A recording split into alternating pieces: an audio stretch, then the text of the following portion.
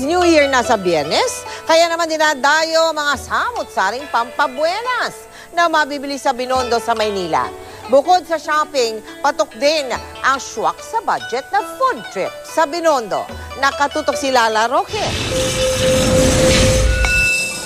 Pagganda ng kapalaran.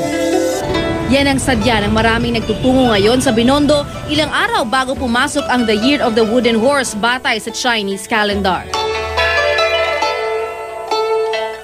Si Gina, ilang taon ng kabuhayan ang mga umano'y pampabuenas at pangontra sa malas. May libre pang feng shui sa kanyang tindahan.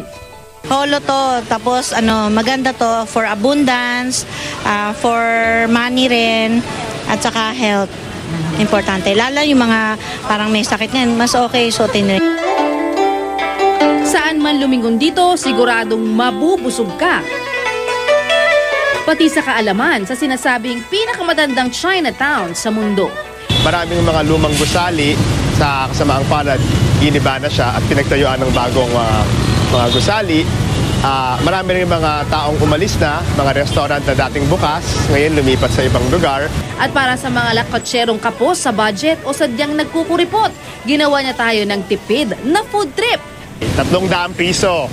Tingnan natin kung gaano to kalayong mararating sa Binondo. Tara. First stop, noodles. Ito ang kanilang mami. Meron siyang atsara.